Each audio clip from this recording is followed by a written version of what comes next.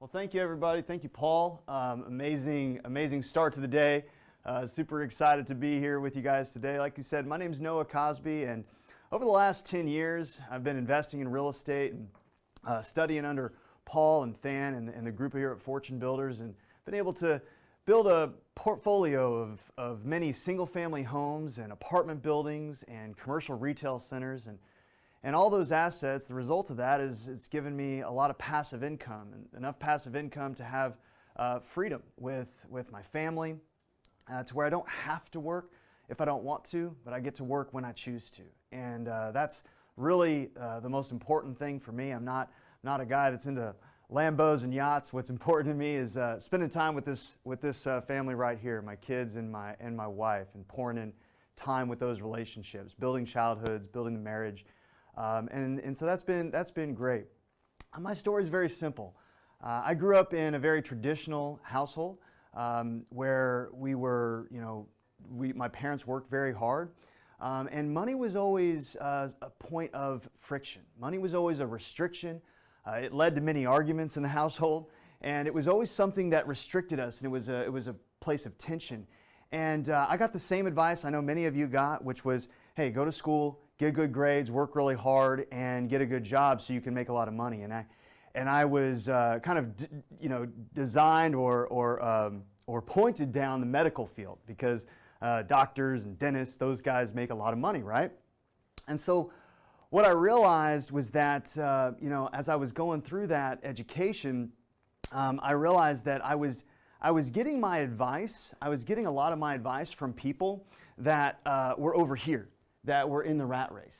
This is where my parents worked very, very hard, and this is where they were. I realized that the rest of my family was kind of in that same boat, and so this is the direction, this is the guidance that I was given. And I came to a point of decision where I could continue to invest a lot of money into traditional schooling, or I could pivot and take a turn and start investing into a different type of education. And that decision, the result of that decision was I started seeking out guidance. Instead of seeking out guidance from people over here, I started seeking out guidance from people over here. I started paying to have classes and mentors and coaches in my life that could guide me, that were already on this side of the equation, and that could guide me and direct me into how I can end up here as well. And the result of that decision has been amazing. It's led me to Fortune Builders. It's led me to become a student from Than and Paul. And if there's one thing I've learned from that, it's this. There's an important decision that we're all going to have to make, and it's who we get our guidance from. And if we get that decision right, then everything else is a heck of a lot easier. So we are going to be diving in today.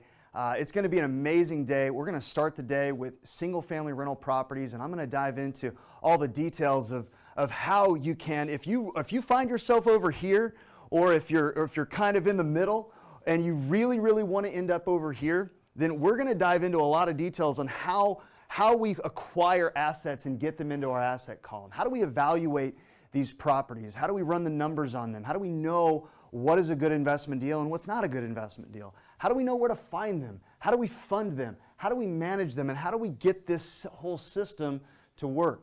We're going to dive into a lot of those specifics. And we're going to start with how do we run the numbers and how do we evaluate rental properties so that we can assure ourselves that we're taking the right steps and buying the right assets.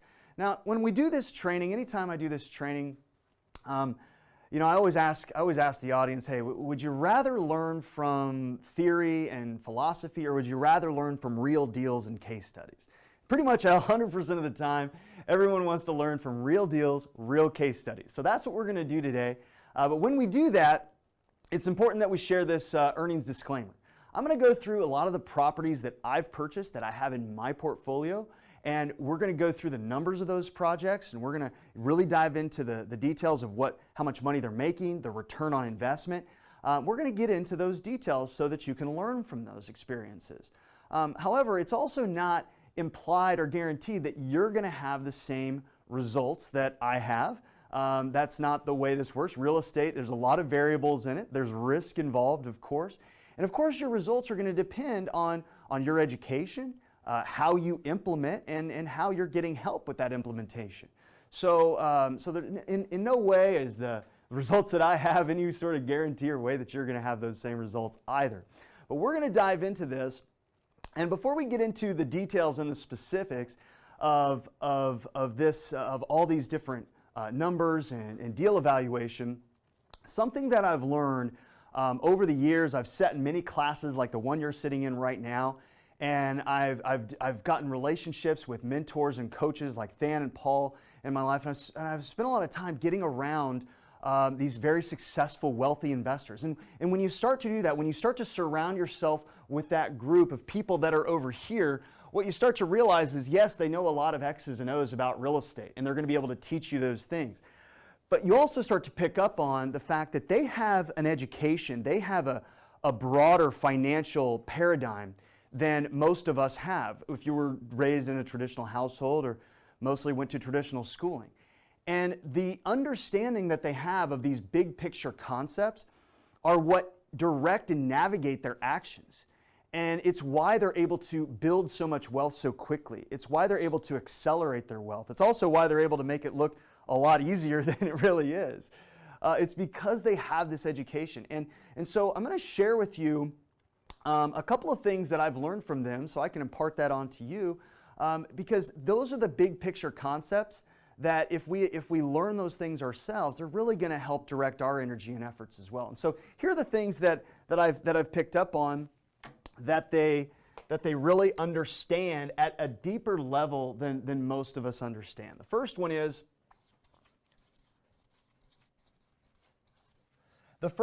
compound interest. They really understand how compound interest works. And now, we may have been taught about compound interest. You may know conceptually how compound interest works. But what the wealthy investors know that already have financial freedom, they understand what it means to their personal finances. They understand what it means to get a financial education and how your return on investment over time, how that impacts your big picture outcome. They have this way of seeing into the future that directs their actions today. And what I notice is most other people just aren't aware of that. And if they were, they'd probably do things a heck of a lot differently.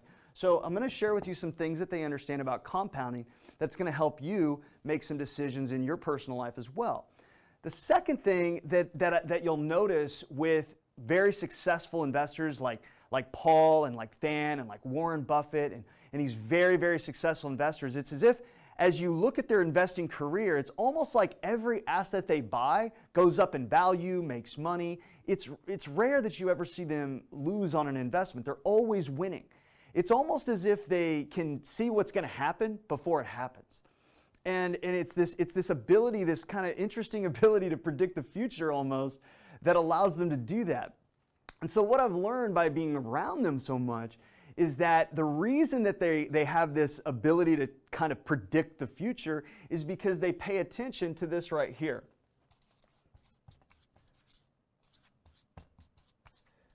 They pay attention to the big macroeconomic picture. They really understand what our country's economy is doing. They understand what the government's doing with money. They pay attention to what policy is. They pay attention to what the Federal Reserve is doing. And they know how to interpret that to dictate or help them make decisions in their own personal investing life. See, most of us, even if we're scholastically educated on those things, it's hard to interpret, well, how does that impact what we implement in our own personal lives? And they can connect those dots. So we're going to take a look at this, and maybe you'll be able to predict some of the future as well. And then when you combine these two things, when they understand compounding and they understand the macroeconomic picture, what it does is it motivates them, and it'll create a sense of urgency. And then they have an uncanny ability to understand the microeconomic picture, which is what assets to invest in and where to invest them.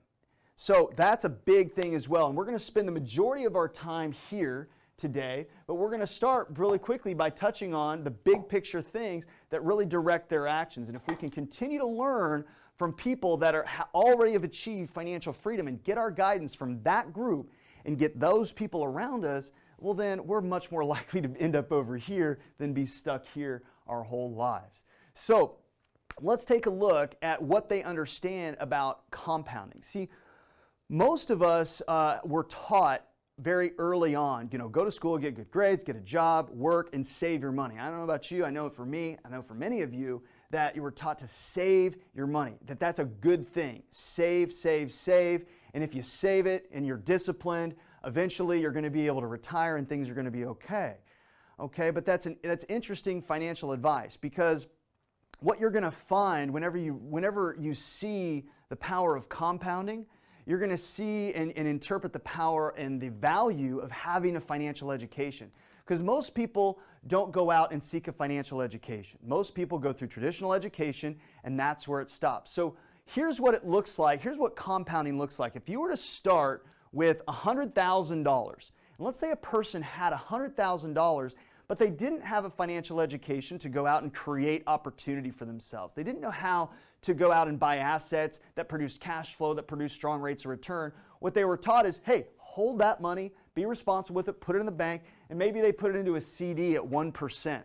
What happens over time is that money grows, and that money's compounded.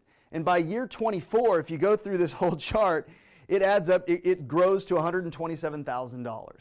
And so not having a financial education and only being able to put it directly into a CD, which is readily available to all of us, gets you about $27,000 after 24 years. That's how the math works. Now, what these successful investors realize is that if they can go out and, okay, so what if college and school didn't teach us how to buy assets, but if I can go seek financial education from people and I can go get that, they see a value to that. Because if a person can go out and go create opportunity that earns a 12% rate of return, if that same person had $100,000 over the course of by year 3, that turns to 140. By year 6, it's 200,000. By year 12, it's 400,000. And by year 24, it's $1.6 million. And so what they're able to do is when they understand this math, and this is just math, this isn't even opinion. When they understand this math, they realize that there's a significant difference in value and in outcome by getting an education and putting yourself in a position to go create opportunities that give you a much stronger rate of return. What's the difference between a person that doesn't have a financial education and the one that does? What's the outcome? How could this person's life be different? Who could they impact? How will their retirement be different? What will their choices be like? What would their stress levels be like? What would their relationships look like if they were able to create these opportunities and get those types of returns and allow them to compound over time? And then beyond that, what if you could even take it a step further? What if you continue to go down your educational journey and you put yourself around people that knew how to teach you, and you could create an investment opportunity that got you a 24% rate of return?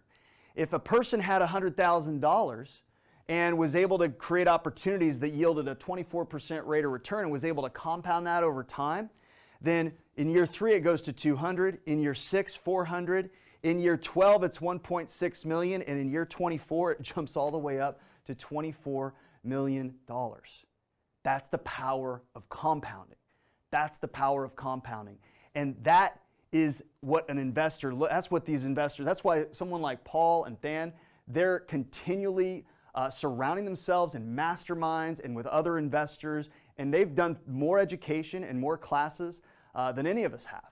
And because they realize that if we can put ourselves in a position to operate around here at 24% or more, or in that range, then the power of that compounding works so much in our favor that not only are we able to take care of ourselves and our families, but we can have an impact far beyond that.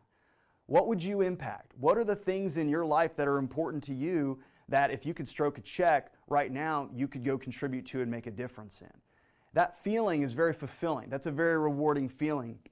And that's why it's these investors put so much emphasis and so much value into their education, because nobody's going to come along and just teach us how to do this. No one's going to come along and just say, hey, here it is. We've got to go seek that out. And so I congratulate you guys today for being here, because this is one of your steps you're taking to seek this out.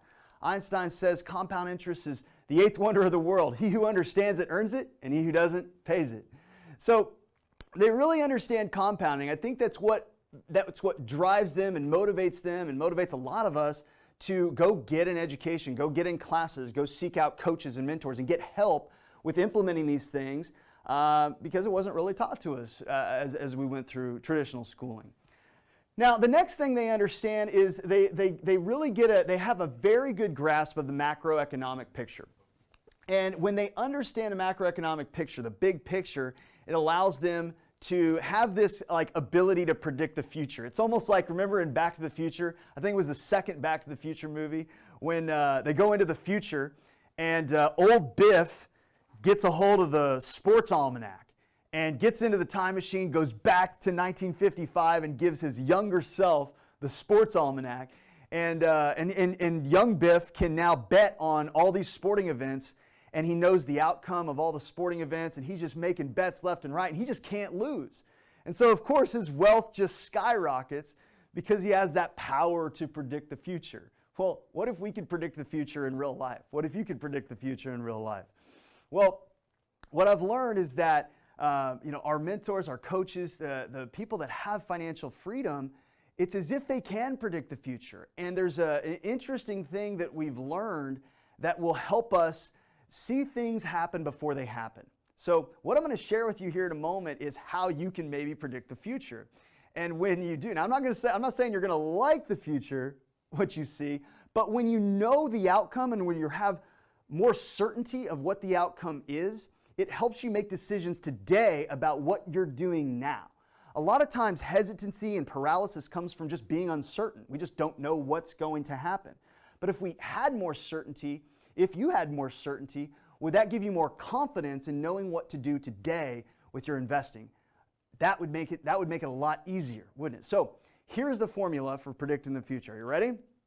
Policy plus demographics equals the future. Policy plus demographics equal the future. I'm going to explain what that means here in a moment. If we study policy and we know our demographics, we may be able to predict the future. And if we have that certainty and we have that confidence, then it's going to help us know what to do today. Now, when I do this, okay, what you're probably going to feel is when you start to see into the future, all of a sudden your certainty goes up, your confidence goes up, and you have a much clearer picture of what you want to do right now, or maybe what you don't want to do right now. And what is likely to happen is your urgency level will rise. And that's a good thing, because that's going to motivate you to not just learn about things, but actually implement things. And you'll probably want to implement the stuff you're learning today.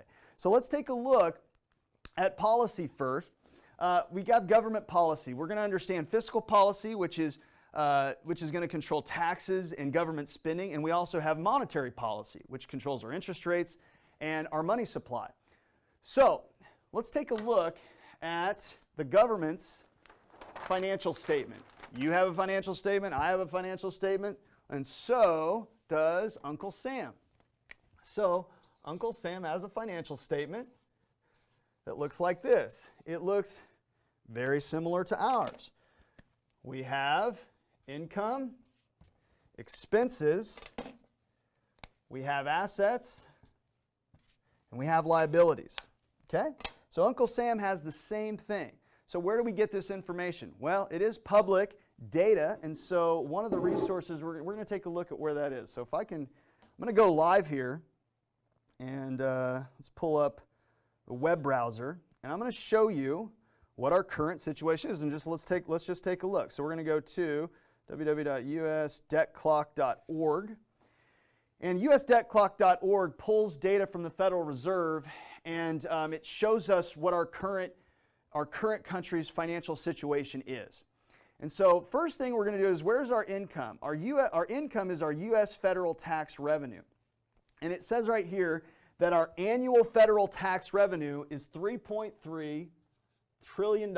So we, as a country, we bring in $3.3 trillion in taxes every year. What are our expenses? Well, that's over here in our spending. Our spending is $6.2 trillion. $6.2 trillion a year. So, is our cash flow positive or negative? It's negative. And so, This is over here. You can see U.S. budget deficit is the difference. The difference here is a negative $2.9 trillion a year is our deficit. We're nearly spending almost twice what we make. Almost twice what we make. Now, if you or I were in a situation where we were nearly spending nearly twice what we were earning, what would happen to us? What would we end up in? Bankruptcy, right? But not so much for the U.S. government here. So this is our situation. We spend a lot of money, but we spend a lot more than we bring in. So over on the asset side, what's interesting about assets is that it actually calculates, in their financial statement, the government actually calculates household assets and business assets to build their asset column. Those are assets that are owned by you and I, not the government. So we're not going to put anything in our asset column here. What we are going to do is we're going to pay attention to our liabilities. The U.S. national debt is $26.2 trillion. $26.2 trillion is our debt right now. So this is what we have to pay off. Now, how do you pay debts when you don't have money left over every month? How do you pay off your loans? If you or I had loans and we didn't have money left over every month, where in the world would we get the money to pay the debts? How would we get that money? Well, we'd be pretty stuck. We'd be stuck in a situation, right? Now, this is where they're at. So this is our current financial situation. Now, there's something else that's important to understand, and it's something that is very similar to, this is money that we've already borrowed. $26.2 trillion is money that we've already borrowed and we've already spent. Okay. Now, we also have promises to pay things in the future.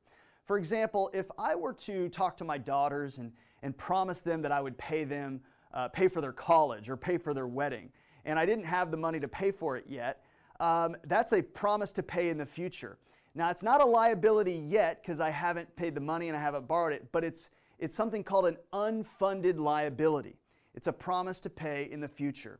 And the U.S. government has been making promises to pay in the future since 1935 when we started Social Security.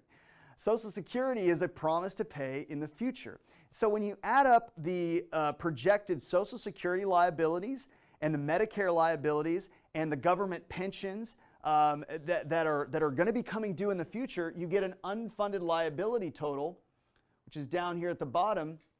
And that's not in our liability column yet, but it will be at some point. And that adds up to $152 trillion. $152 trillion. So this is what we've borrowed. This is what we're going to borrow. This is what we're going to owe in the future. And this is how our cash flow statement works right now. So this is an interesting situation that we're in. Now, we're going to take a look at our demographics before we get into the policy and how the government solves this problem. Because the demographics also bring in a new variable that's very, very interesting. Okay? Between 1946 to 64, I'm not exactly sure of the dates, but there were 79 million baby boomers born. Right after World War II, we had the baby boomer generation born. It was a flood of new people coming into the population. So there's this big group of people, and right around that time, as they were entering the workforce, they're starting to turn today. They're starting to turn 60, 65, 70 years old, and what's happening now is their Social Security is starting to come due. So what happens with these demographics? 79 million baby boomers that are all like on the cusp or right now retiring between 2018 and 2020. In the last couple of years, we've seen millions and millions of baby boomers start calling due this $152 trillion. And so this $152 trillion is starting to come over here. It's starting to add to our expenses at an extremely fast rate. If you'd have looked at these expenses a couple of years ago, it would have been a lot lower. But these expenses continue to rise.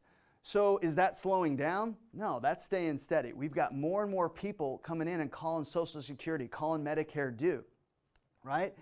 And so now those are our demographics. This is our situation. Those are our demographics. So what's the policy here? What's the government's solution for this? How do we bridge this gap and how do we pay this off? Well, we could, I mean, if we're going to have tax rate, we could, if we doubled the GDP, if we doubled our economy, then you could say we'll have double the tax revenue. Well, you can't just double a U.S. economy. That's a pretty large jump.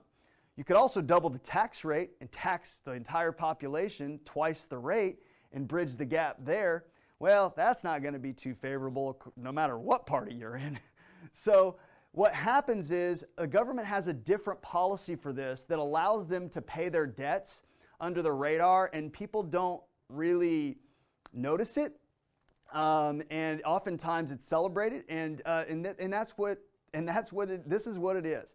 The way we cover this gap as a country is we go to the Federal Reserve and said, hey, we need more money. And the Federal Reserve goes and creates more money. The Federal Reserve goes out and creates more money. If you look at our money supply over the last 10 years, it's astronomical how much it's grown. This is our money supply. In 2004, our U.S. money supply was $6 trillion. That means $6 trillion was in circulation in 2004. If you go to today, 2020, the money supply is $18.1 trillion. That growth rate is astronomical, astronomical. If you forecast into 2024, economists say that our money supply is going to grow to $41 trillion.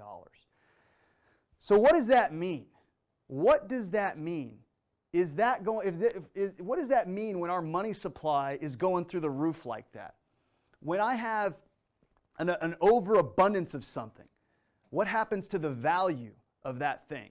If I got 2 gold coins and no one else has any gold coins, then the value of those gold coins are pretty high. But what all of a sudden if everybody had 1 million gold coins? The value of my 2 gold coins goes down, doesn't buy as much. What's that called? That's called inflation. See, what investors know, what successful investors know, because of this money supply, because of this trajectory right here, when the US dollar is constantly pumped into circulation, the value of the US dollar, where does it go? Does it go up or does it go down? With what percent certainty, 0 to 100%, do you think wealthy investors have that the value of the dollar is going to go down? What percent certainty do you have that the value of the dollar is going to go down? Well, we've seen this historically over time. In fact, if you look at the data, since 1914, we've been averaging around a 3.25% inflation rate. What that means is that your money's sitting idle. It has a negative 3% rate of return just automatically just due to inflation. Now that's without factoring in the insane amount of growth we've seen in the last 10 years. So do you think that inflation rate's going to go up or going to go down? What do you think, how fast do you think the value of our money is going to drop? When the value of our money drops, what happens is it just doesn't go very far. If I live on $100,000 today, and how am I going to live on that same $100,000 in 5 years? Well, the price of to fill my tank of gas is going to be a lot higher. To buy groceries is going to be a lot higher. To do anything, to pay my taxes is going to be higher. To pay my utility bills is going to be higher. Everything that I pay for is going to be higher. So if I want to maintain the same lifestyle today, in 5-10 years from now, I can't rely on the same 100 grand. I got to make that $125,000, $150,000 at this rate, because my purchasing power continues to erode. So why is that important? What do wealthy investors know about this, and how does that impact what they do?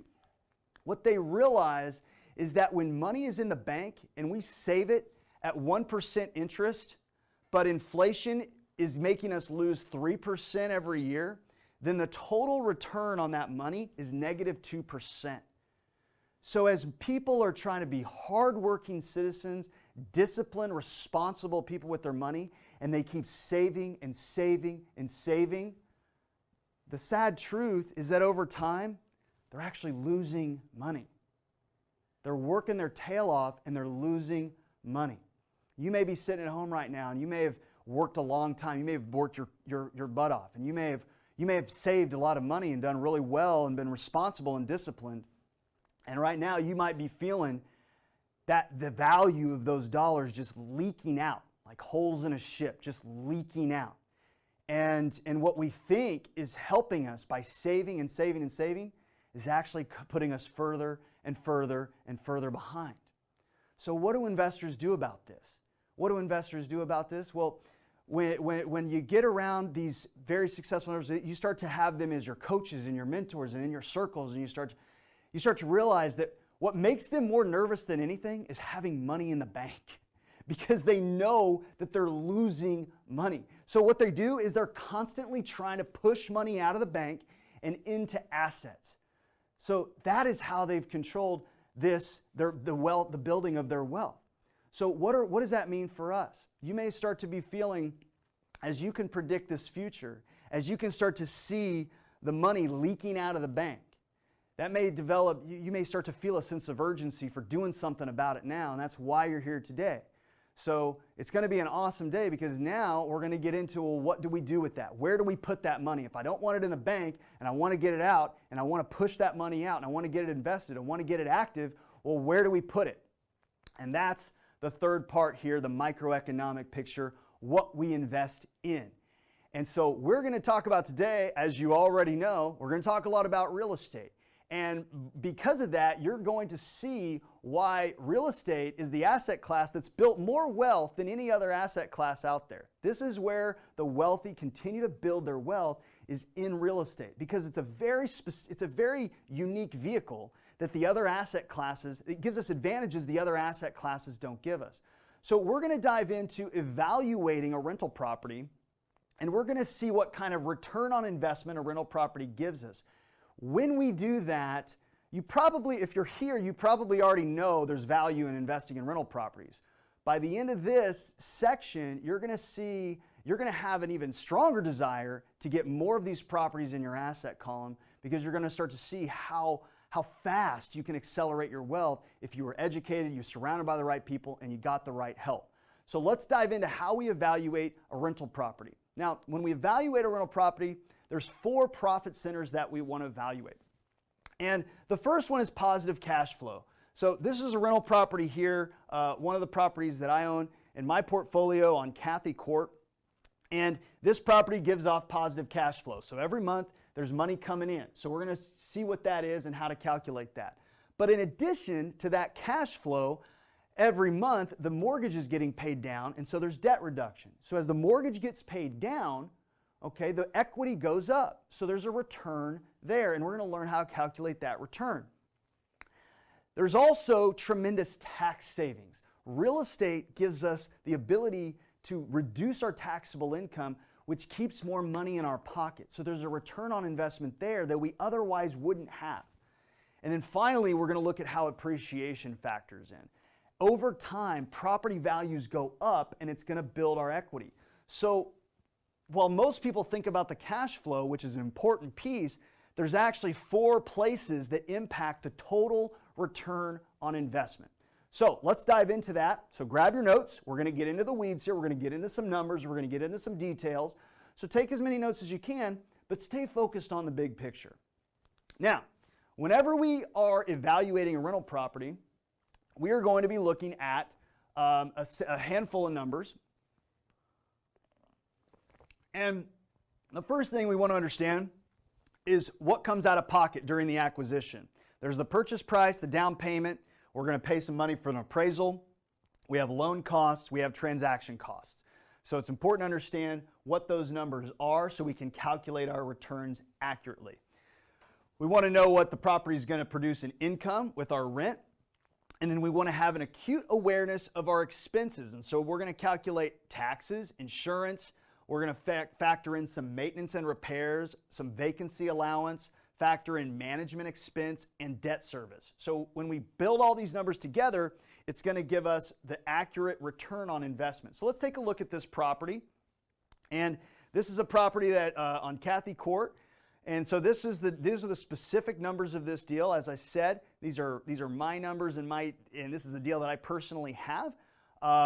Use it as an example for education. It doesn't imply that you're going to go out and get the exact same results. So $111,000 is our purchase price. Now in this particular case, I put a 25% down payment, $27,750. We have our loan and appraisal costs and our transaction costs, $2,161, for a total money out of $29,911, nearly 30 grand, okay, took to acquire this property. The rent, this property rents for $1,220 a month.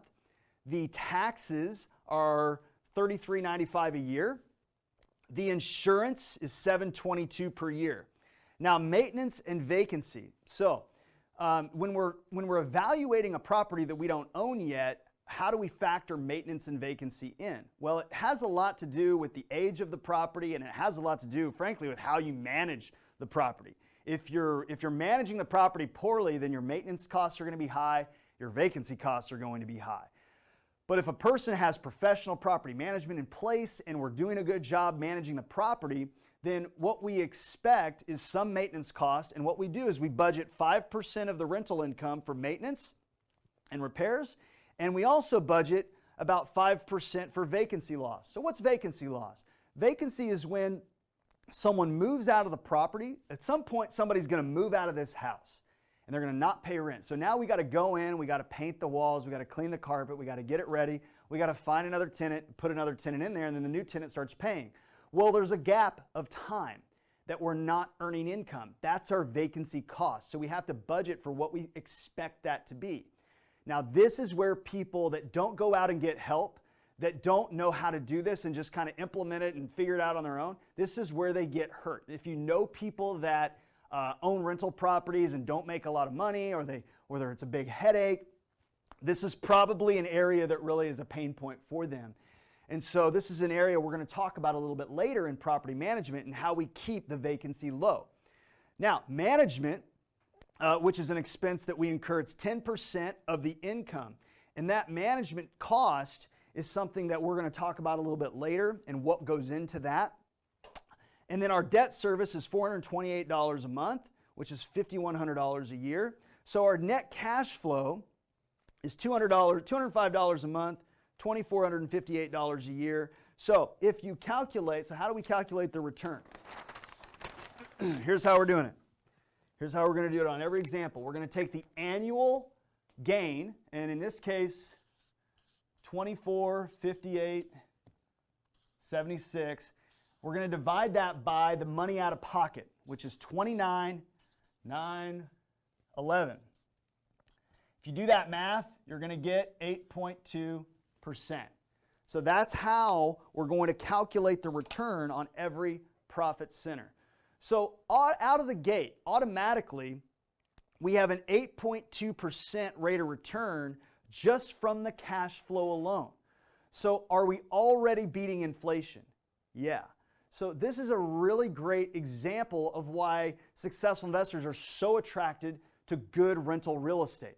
Okay, now when we do it right, we can hedge against inflation, we can build wealth just from the cash flow alone, but that's not where it stops. This is just the first year. What happens over time to this rent? Today it rents for $1,220. Think about your house. Think about the house that you live in today. Okay?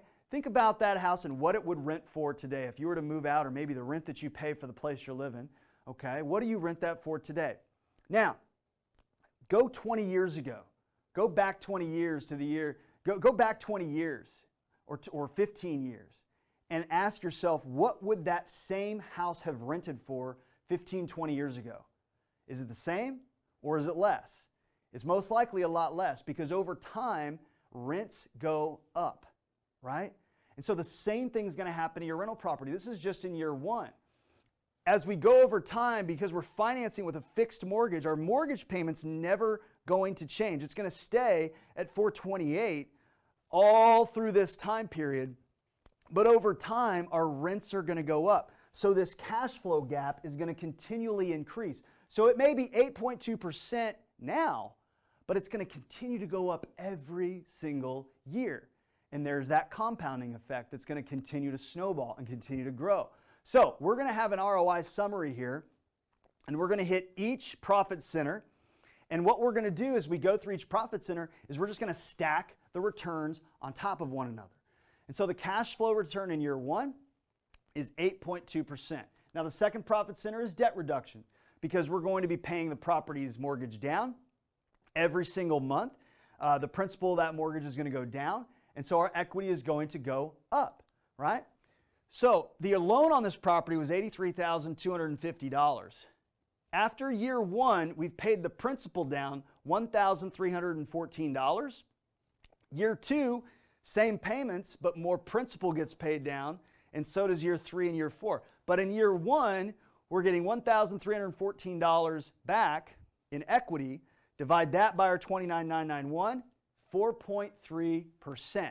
4.3% is what we're going to add for debt reduction. So our total return with the two profit centers combined, we just add them up. We're up to 3772 in year one, 12.5%. So now you're already up to 12.5%. Remember earlier, whenever I said successful investors go out and they take classes, they get coaches, they get help, and they learn how to find, acquire, and manage and perform with assets like this that produce bigger returns than the average person is going to be able to go out and get on their own. And we saw the value of that education, that knowledge, the ability and the system to get a property like this and get a return. What if we had a system that could give us a bunch of these houses? What if you had a system that could give you assets that could cash flow into your portfolio every single year? What could that mean over the course of the next 10 years for yourself or your family? So that's just the first two profit centers. So let's take a look at our tax savings. As real estate investors, we get to save money, and a lot of money in taxes. We get to deduct mortgage interest, depreciation, insurance, property taxes, repairs, local travel, long distance travel if the property is out of state, home office, employees. There's all different ways that we can deduct, benefit from tax savings whenever you own real estate.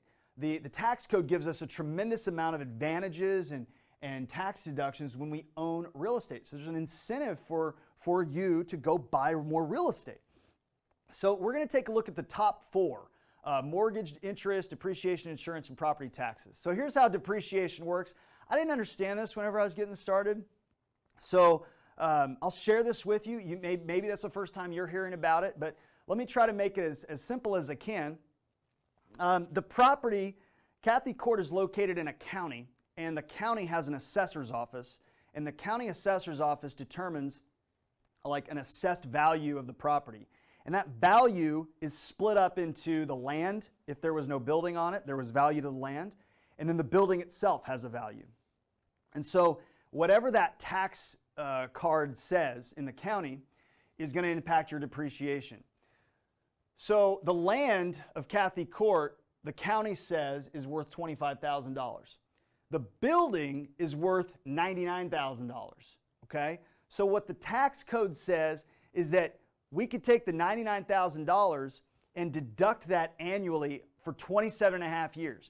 So what that means is you divide that by 27 and a half, every year I got a new tax deduction for $3,611. Every single year I can reduce my taxable income by $3,600. I also can deduct my my interest. So my principal and interest payment is $428 a month. So that's $5,136 a year. Now some of that's principal, some of that's interest. The interest is $38.22. I can deduct that from my taxable income. My property tax is $33.95. My insurance is $722. I can deduct that from my taxable income for a total tax deduction of $11,550 in year one for my taxes. So what does that mean? If I have a 35%, if I'm at a 35% tax rate, that means that I pay $4,042 less in taxes than I would if I didn't own this property. So let's take a look at that. $4,042 divided by the out-of-pocket expense, that's a 13.4% ROI just on the tax savings alone. So you add that up, we're at 25.9% rate of return. Now, we're about to get into the fourth one, which is appreciation. Now, appreciation is not guaranteed. Property values go up and down every year. You know, you could have an up year, we could have a down year. But over time, historically speaking, we've seen property values go up. You look at your house today. What did it sell for 20 years ago? What would it have sold for 30 years ago? A lot more than what it sells for today, right? And we've had a lot of extreme cycles. We've had big drops, we've had gains. But over time, we know that properties tend to appreciate. They go up in value. And there's different national averages, state averages.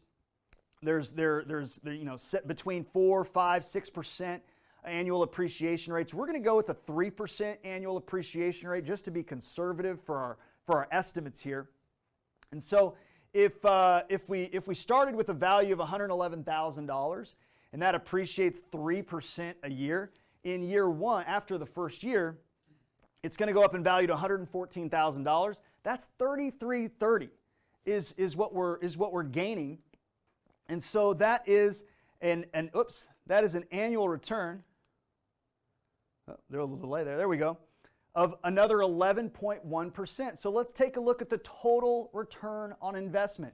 When we add all this up, we're gaining between cash flow, equity build, tax savings, we're gaining $11,144. That adds up to a 37% rate of return. That's what this property, one house, that's the return on investment of that $30,000 that we put into it. So think about a person that has $30,000 or $50,000. That's not a lot of money, and one house isn't going to make anybody financially free, but it's the principle. It's the education, it's the system and the tools to go out and create an opportunity like this for yourself so that you can go invest that money and get a much stronger rate of return than anybody could get just by putting it into a CD. So we'll go back to this. What does this mean? Remember, a person that doesn't have the tools, the systems, the guidance, the education is going to be very limited in the way that they build their wealth over time.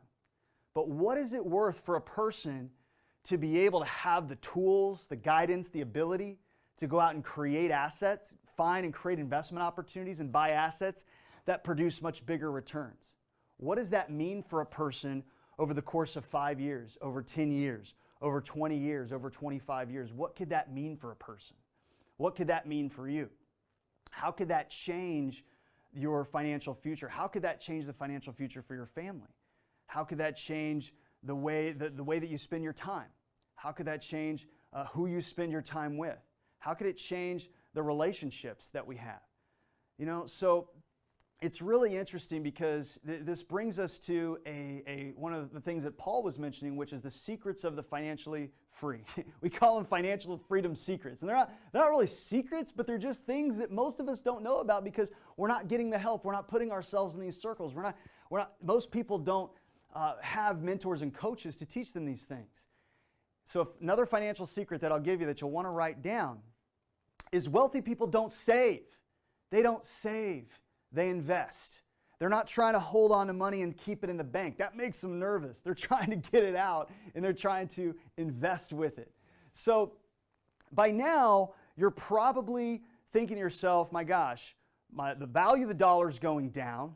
Okay, I've got no control of the value of the dollar. Right now, the value of the dollar, it's clear where it's headed. There's more money being pumped into circulation than ever before. So money in the bank is losing. I've got to invest.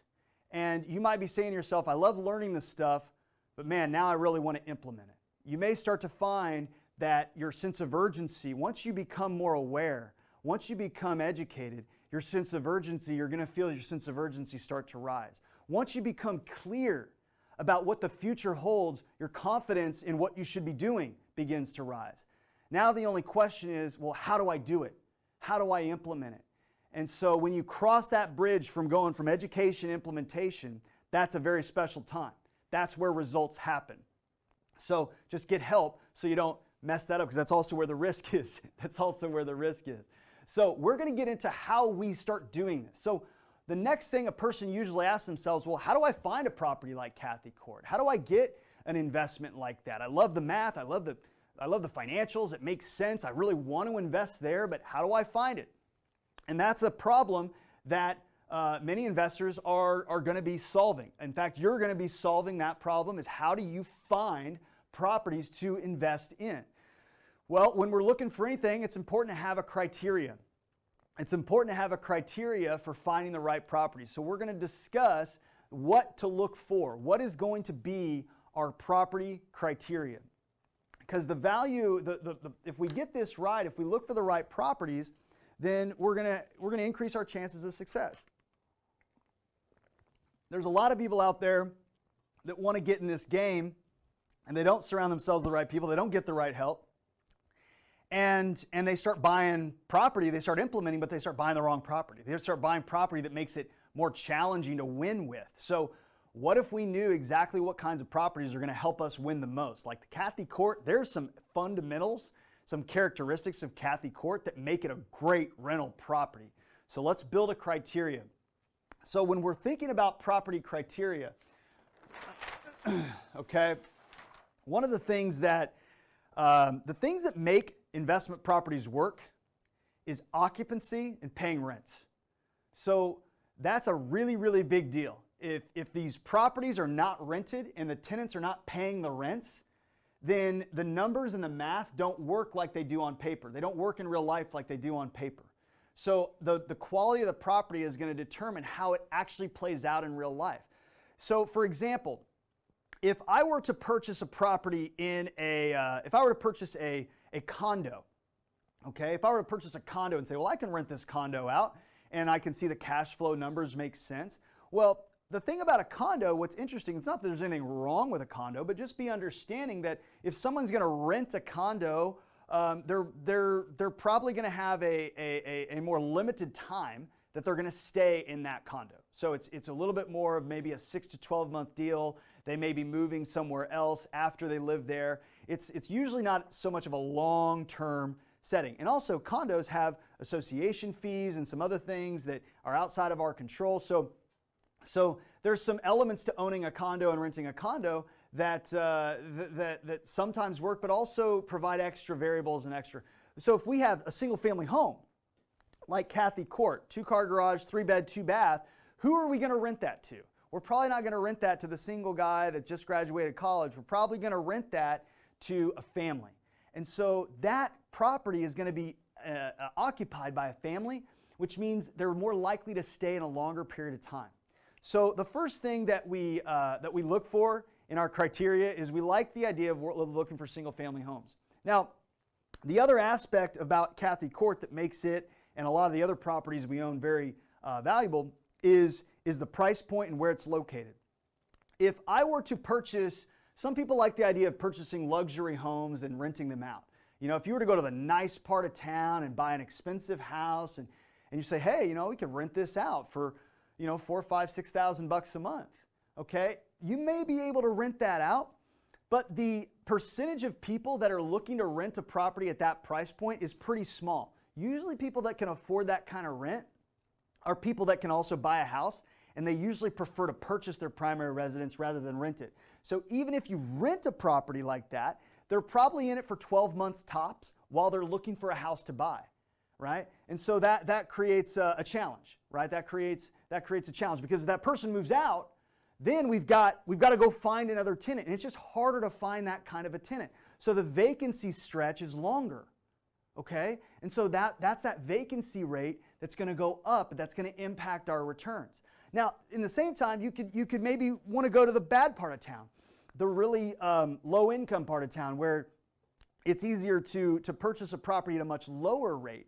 And in a lot of cases, when we evaluate those types of deals, the prices are low and the rents are good, and so the cash flow looks really, really attractive. But what happens is, you know, now we're in this part of town, well, you know, the tenants don't really take care of the property very well. They're usually tenants that may have a harder time paying their rent. And so it can become unsafe, and it can become a very big headache. And what you thought was going to look good on paper turns into a disaster, because now you have what's called an economic vacancy, and that's the worst type of a vacancy. Economic vacancy is somebody living in your house but not paying you. and they'll work that eviction process, and they could be in there for 2, 3, 4 months without paying you rent, and you can't even re-rent it. So that can become a problem as well. So what we've found, the most successful long-term investment property is going to be property that's in neighborhoods that are around the median home price, or maybe a little below the median price. They have the median rent range, okay, because that's going to grab the largest pool of renters. And we like single-family homes. And neighborhoods that aren't just really transient. If the neighborhood has about half the people that own the house and half the people that rent the house, you're going to have a little bit better curb appeal and quality of pride of ownership, and you're going to have tenants in your properties that want to stay a really long time. What you're going to find is if we find property, single family homes in 50% owner occupied neighborhoods, median home prices, median rents, what we find is that we're leasing properties for 2, 3 years, and tenants will renew and stay in it for a really long time. I have a property that a tenant has been in for over 10 years, has not moved out, no major repairs. He takes phenomenal care of the house, probably better care than I would take care of it if I was living there. And it's just because of where it's located and in the quality of neighborhood it's in. It attracts that type of tenant. There are tenants out there that are really, really good tenants. And so that's what's going to help us. See, now if an amateur goes out there, they don't get any help, and they just start, kind of blazing their own trail, they're going to make a lot of mistakes. And they learn these lessons through those trial and error processes. So it's not like they don't ever pay for their education. They just pay for it through a lot of headache, a lot of time, and money that they lose, but they can't get the time back. And that can be very frustrating for someone. And many of you may be here in this class because you're like, hey, I don't want to reinvent the wheel. I don't want to go blaze my own trail. I want to follow a proven system for doing this. So I applaud you. I relate to you because that's how I felt as well whenever I was wanting to do this as well. So where do we find houses like this? Because these are great homes. They're also, there's a lot of other investors that want these homes as well. And so what someone's going to go out there and do is go try to find this property, and they'll look on the MLS, and they'll look on Zillow, they'll look on Redfin or Trulia, and they'll try to go on these websites where every home for sale is listed. Well, is it a competitive market? Is there competition out there? Are there a lot of other people that want these same properties? You're darn right there are. And so what happens to the price of a property when there's a lot of competition? The price goes up. And so somebody that's not out there, that doesn't have the right systems, they're not getting the right help, then they're going to become very frustrated. That person is going to become very frustrated and very discouraged because they're going to feel like, my gosh, you got to really overbid and overpay to get these homes, so there's really not any good deals out there. Yet the professionals are getting deals all the time. They're continually getting deals, even in competitive markets. It's because they're not looking in those places. The professionals are getting their properties off market, and they're going directly to the homeowner where they don't have to compete with a bunch of other investors. See, there's a lot of scenarios where somebody owns a house and they're motivated to sell it, but they don't want to go through the hassle of listing that property. They don't want to go through the hassle of listing the property on the MLS. Maybe it's somebody that owns the house as a rental property, and they've been a tired landlord for 10 years, and maybe they just had a repair or they had an eviction, or if it was undermanaged, and they're just like, man, screw this, I don't want this headache anymore. And maybe they bought it a long time ago. Maybe they've already made a good amount of equity and they're willing to let the property go, and they're less concerned with getting top dollar. They're more just concerned with convenience and speed. That's a scenario out there. We call those absentee owners, people that don't live in the property they own and have a good amount of equity, either high equity or maybe even free and clear. Those types of people, not always, but they can be likely motivated sellers, and we can give them a fair offer that works for them and works for us. There's any number of scenarios that could create a homeowner to be more interested in convenience and speed than total price. Maybe they have a job transfer and they want to get out. Maybe they've gone through a divorce, or maybe they've inherited a property. I know that when my grandparents passed, my father and his siblings inherited a property, inherited their home. And 3 siblings inheriting a home, don't always agree on what exactly to do with it. They don't want one of them wants to keep it, one of them wants to renovate it, one of them wants to sell it right away. And so usually what happens is the best thing to do is for them to sell it and get it off their plate and not become a headache. And so there's a great opportunity there. So what professionals do is they're getting deals off market while everybody else and these amateurs are competing for on-market properties. Now, how do we go do this? Because you may be thinking to yourself, well, yeah, a lot of the data, a lot of the information about who these people are and how to find off-market properties, it's public record, it's at the courthouse. But there's work involved in finding these people and getting deals like this in this scenario. There's work involved, right? And some of you may be thinking, gosh, so that doesn't sound very passive. That sounds like a lot of work. And you'd be right. And it brings me back to one of the things that Paul and Than have learned when they built their business, and one of the very, very important lessons that they continually coach their students on. You see, when Than was starting out, Paul told a little bit of his story, but when Than was starting out, real estate wasn't his first business. It was actually a Mexican restaurant. That was his first business, and that restaurant failed miserably. And the reason it failed was because Than built that in a way where he was what we call a technician. And a technician, you probably know someone like this. Maybe you own a business yourself. I know I have family members that own businesses in this fashion. But a technician is a business owner that wears all the hats. So Than was opening the restaurant in the morning. He was preparing the food. He was cooking and making burritos. He was checking people out at the register. He was doing the books and the accounting. He was cleaning the shop and closing the restaurant. And if you looked at Than's hours and the amount of money he was making less than minimum wage.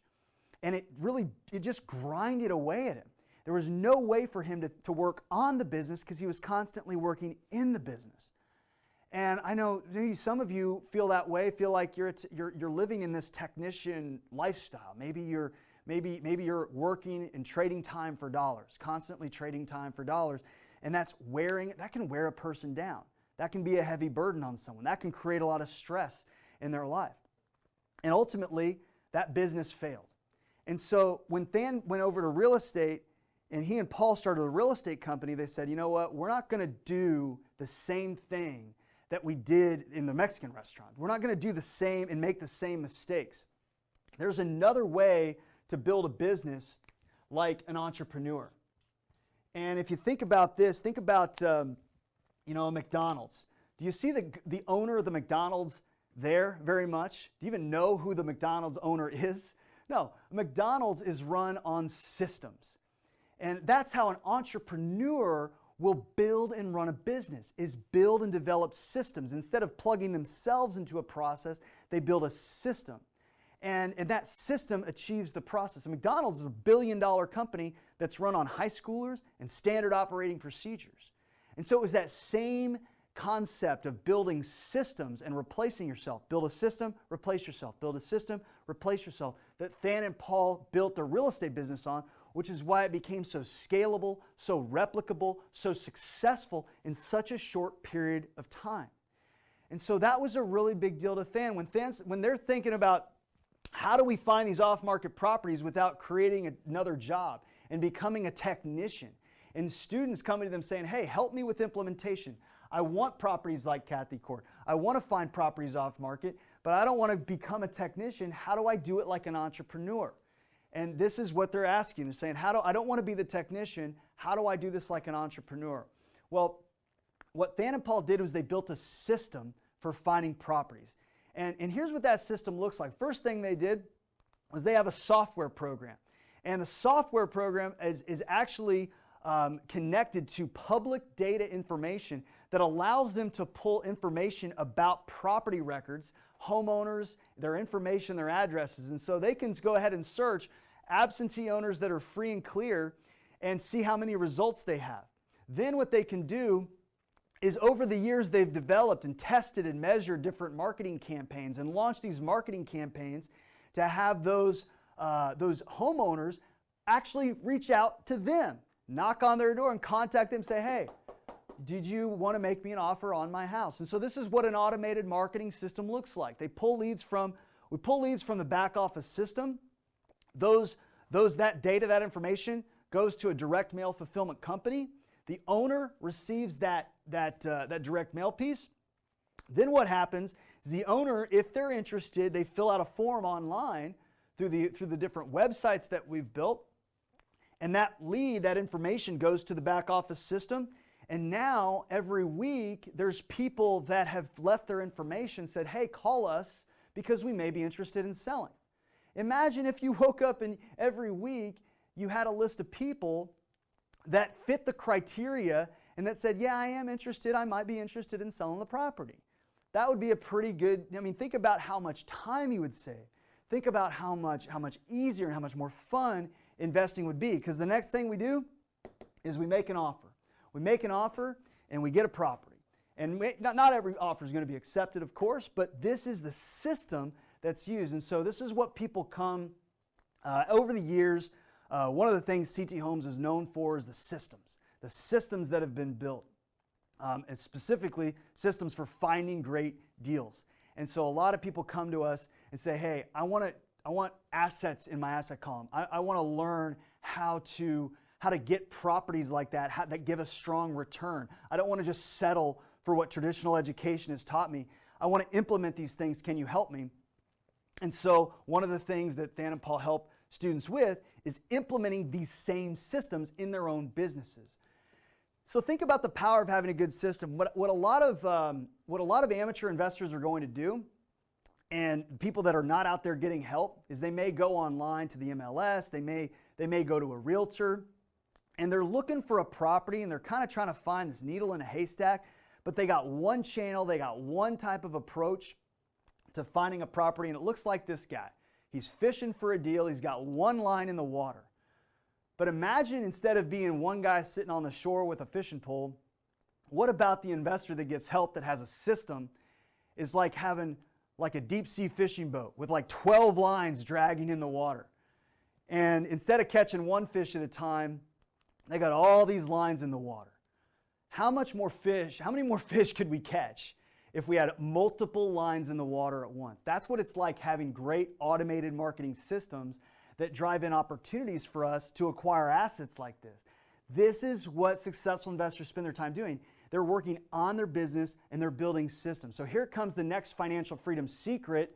Wealthy people leverage systems. They're not out there trying to reinvent the wheel and be the technicians. They're going out there saying, hey, I'll go into McDonald's.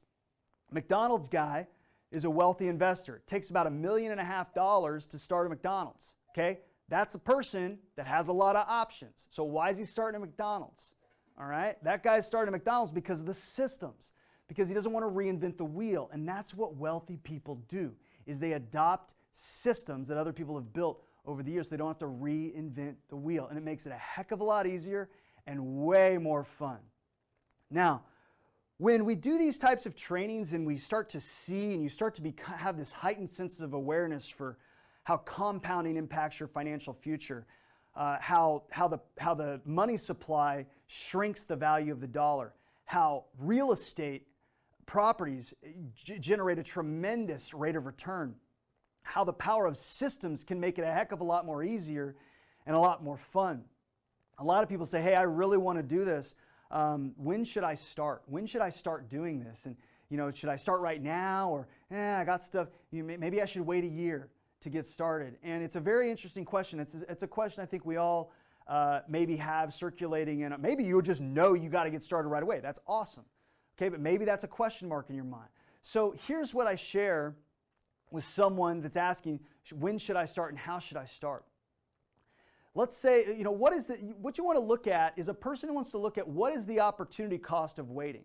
What does it really cost me to wait 1 year to get started versus if I were to get started right now? Well, let's say, for example, a person, and again, wealthy people just understand the math and they understand the consequences and the result and the reward of their decisions.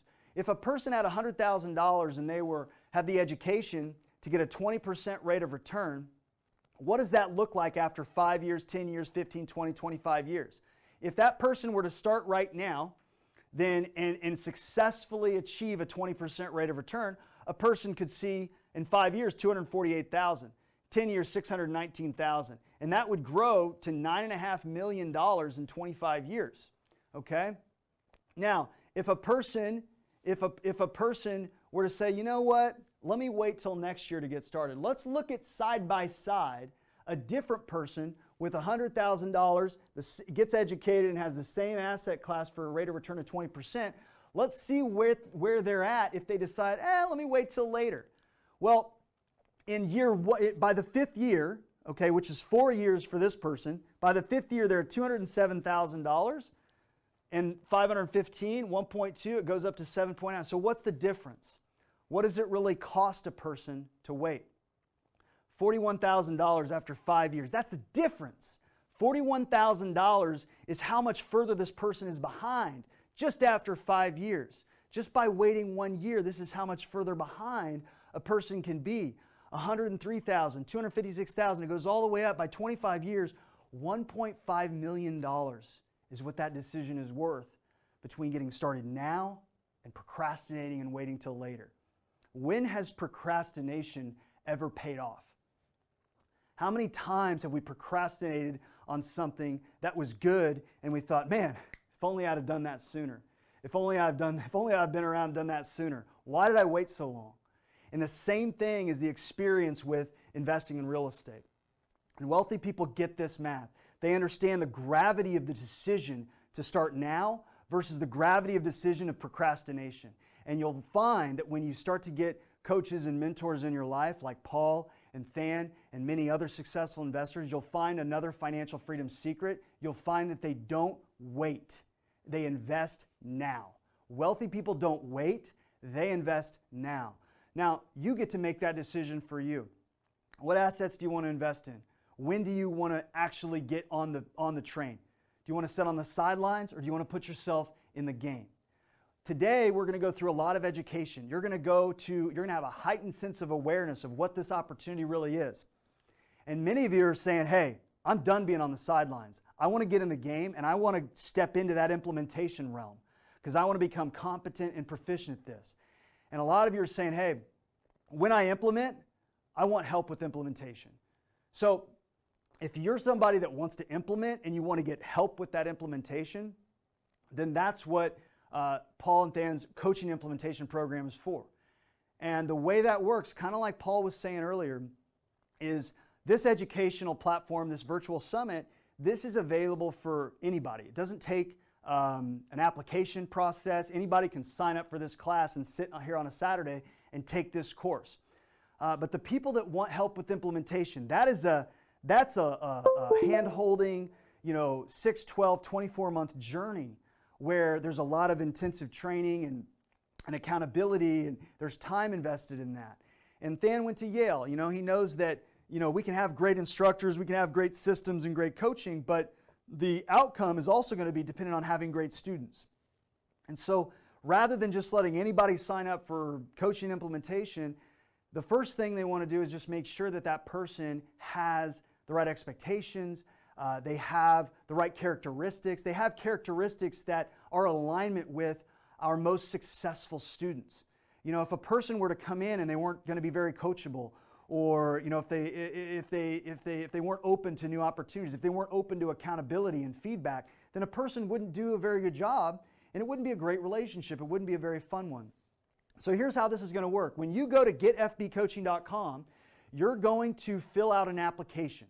Okay, it doesn't take you very long, but when you fill out the application, you're gonna share what you want help with, what kind of coaching style you want, where are you starting from, and really what ultimately are you wanting to achieve. The next thing that's going to happen today, when that application gets submitted, and it's first come, first serve, when that application gets submitted, we're going to assign that application to a team member that's going to be reaching out to you today. They're going to text you today, they're going to email you today, and they're going to call you today, maybe even during this summit, and they're going to schedule that first appointment with you.